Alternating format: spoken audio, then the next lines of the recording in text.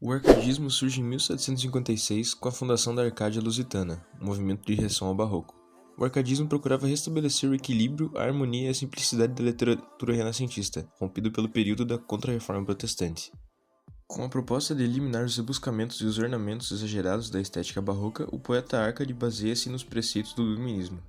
O movimento literário do século XVIII surge em meio a momentos marcantes da história mundial, como o Iluminismo, a independência dos Estados Unidos, a Revolução Francesa, a Inconfidência Mineira, o desenvolvimento industrial e comercial, o despotismo esclarecido do Marquês de Pombal e a fundação da Arcádia Lusitana. A poesia Arcade repudiava as coisas inúteis e valorizava o contato com a natureza, símbolo de felicidade e harmonia.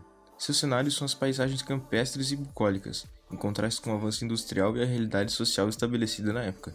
Destaca-se o uso de frases latinas como Carpe Diem e Aurea Mediocrita, além de pseudônimos gregos e latinos adotados pelos poetas Arcades.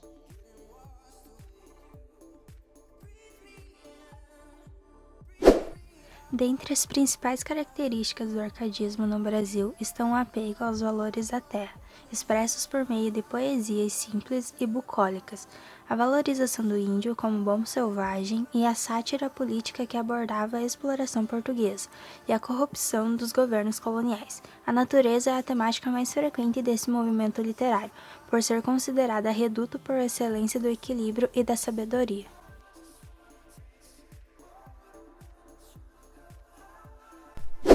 Cláudio Manuel da Costa nasceu no dia 5 de junho de 1729 na Vila do Ribeirão do Carmo, onde atualmente é Mariana, em Minas Gerais. Era filho de João Gonçalves da Costa e de Teresa Ribeiro de Alvarenga.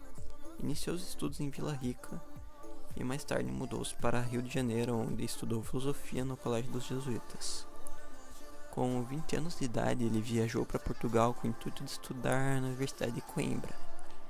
Em 1753 ele se forma em Camões por essa mesma universidade.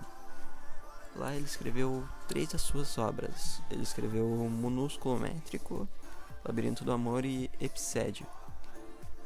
E então ele retorna ao Brasil e passa a viver na Vila Rica. Ali trabalhou como advogado, ele também trabalhou como secretário do governo da província e também foi juiz mediador de terras da Câmara de Vila Rica. Em 1768, fundou a Arcádia chamada Colônia Ultramarina. A partir disso e da sua publicação de obras poéticas, Cláudio Manuel da Costa é considerado introdutor do movimento arcadismo do Brasil. Vale ressaltar que Cláudio Manuel da Costa foi amigo de Aleijadinho e também de Tiradentes, o líder da Inconfidência Mineira.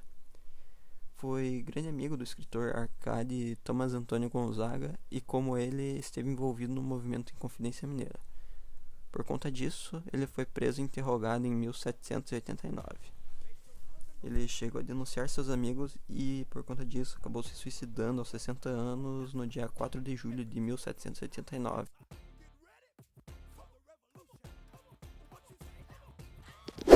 Cláudio Manuel da Costa abordou temas religiosos com referências cristãs, retratou temas ligados à vida na mineração do ouro, e vale dizer que o local e a época em que ele viveu foi o auge da exploração de ouro no Brasil colonial. Nas suas obras é possível perceber a ênfase na cultura clássica, neoclassicismo, poesia lírica, amor idealizado e valorização da natureza. Em seus poemas, ele utilizava a linguagem clara, racional e repleta de emoção. Suas principais obras foram Culto Métrico, Monúsculo Métrico, Epicédio, obras poéticas de Gloucester e Saturnio, o Parnaso Obsequioso e obras poéticas, Vila Rica e poesias manuscritas, feitas de 1749 a 1779.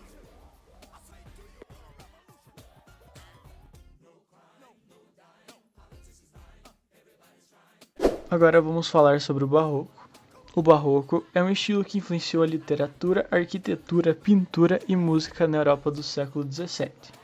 Por essa razão, a cultura produzida nesse período leva o nome de Barroco.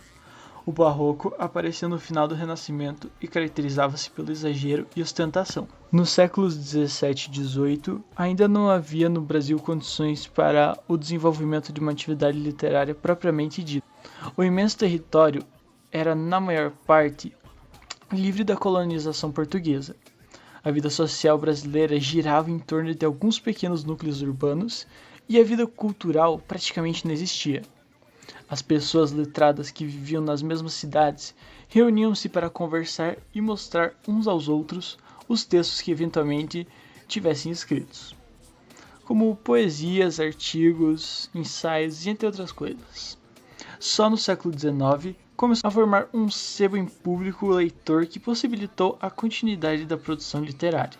Em vista dessa precariedade cultural da sociedade brasileira, seria exagero falar em movimento barroco no Brasil. O que vemos, na verdade, são alguns escritores que bebem em fontes estrangeiras, geralmente autores portugueses e espanhóis. Produzem aqui textos com características barrocas e desses escritores merecem o destaque Gregório de Matos, por suas poesias, e o padre Antônio Vieira, por seus sermões. Além deles, temos Bento Teixeira, autor do poema Prosopopeia, de 1601, que costuma ser considerado o marco inicial do barroco brasileiro. Manuel Botelho de Oliveira, autor do livro de Parnaso e Frei Itaparica.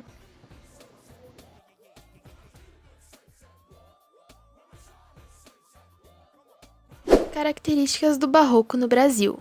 O barroco nasce como uma arte exagerada, com linguagem dramática, assimétrica, irregular e ligada ao divino.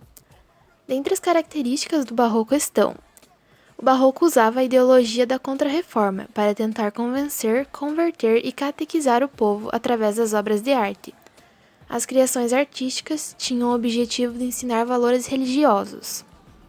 Também tem como característica a contraposição entre o teocentrismo e o antropocentrismo, ressalta a oposição entre o céu e o inferno. Apresenta conflito entre a ética cristã e os valores renascentistas. Demonstra a incerteza e a fragilidade humana se apresentando de forma tumultuosa. A presença de riqueza de detalhes, especialmente na pintura, arquitetura e escultura. A linguagem usada na literatura é rebuscada. Observa-se presença de cultismo, emprego de palavras rebuscadas, linguagem culta, extravagante, com emprego ácido de figuras de linguagem.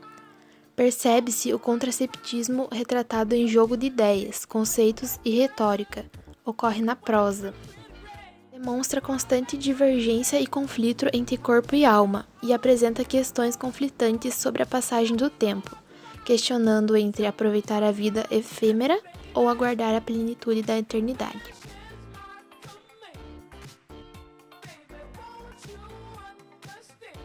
Frei Itaparica, ou Frei Manuel de Santa Maria, nascido na ilha de Itaparica em 1704, foi um frade franciscano e um poeta barroco brasileiro. Pouco se conhece sobre sua vida, sabendo-se apenas que professou na Ordem dos Frades Menores no convento de Cabaceiras de Paraguaçu, dedicando-se mais tarde ao púlpito. É autor de Eustáquicos, poema sacro e tragicômico que contém a vida de Santo Eustáquio Mártir, chamado antes de Plácido, e de sua mulher e filhos, que foi publicado sem data, sem indicação de local e nem autoria. Esse poema, descoberto por Francisco Adolfo de Varnhagen, foi inicialmente atribuído ao padre Francisco de Souza, autor de O Oriente Conquistado a Jesus Cristo, mas na introdução de Florilégio da poesia brasileira, Varnhagen reformulou a sua opinião, indicando Frei Itaparica como o verdadeiro autor. Na obra destaca-se a descrição do inferno e a narrativa dos sonhos onde o Brasil é descrito numa época anterior ao seu descobrimento. Na página 105 da primeira edição, que foi publicada em 1769, está a descrição da ilha de Itaparica, termo da cidade da Bahia, da qual se faz menção no canto quinto, reimpresso em 1841, onde o poeta fala com entusiasmo das belezas da sua ilha natal. O poema seria uma réplica à Ilha da Maré, de Manuel Botelho de Oliveira. São descritos os frutos, as fontes, os legumes, as árvores, as igrejas e as capelas, praticamente na mesma ordem em que são referidas nas Silvas de Botelho de Oliveira. Frei Itaparica foi muito influenciado por Luís Vaz de Camões e é um dos precursores do nativismo literário. Não há qualquer informação segura sobre o ano de sua morte, acreditando-se que tenha apenas ocorrido depois de 1768, pois nesse ano tinha pronto para ser publicado um conto heróico sobre as festas que se realizaram na Paraíba, por ocasião do casamento dos príncipes de Portugal e Castela.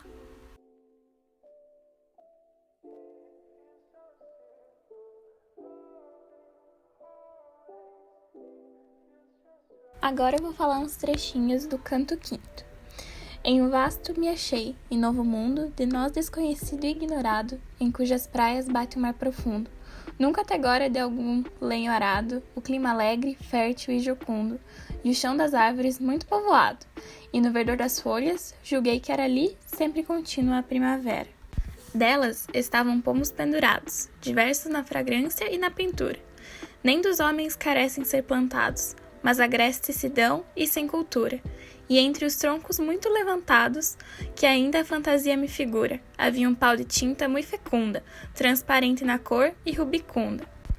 Pássaros muitos de diversas cores, se viam várias ondas transformando, e dos troncos suavíssimos licores, em cópia grande estavam dimanando, peixes vi na grandeza superiores e animais quadrúpedes saltando. A terra tendo metal louro às veias, que de alguns rios se acha nas areias.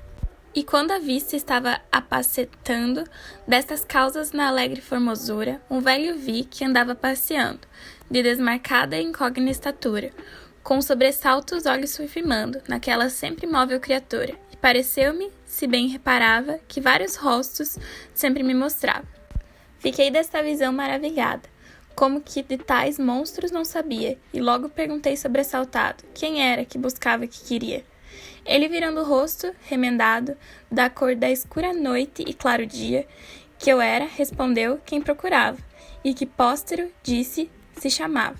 Esse pois lá, no século futuro, posto que dela ausente e apartado, porque cos filhos sempre foi perjuro, ó pátrio chão, e os trata sem agrado, por devoção intrínseca e amor puro, talvez do Deus que adoras, inspirado, de ti e desses dous, dessa pousada, há de cantar com lira temperada. Aqui fez termo o velho, sufocando, a voz dentro do escuro e oculto peito, nunca do seu passeio descansando, nem quando me explicava o alto conceito. Eu, do letargo atônito, despertando, me alegrei de ver causas desse jeito, e vede que julgais, ó companheiros, que os sonhos são às vezes verdadeiros.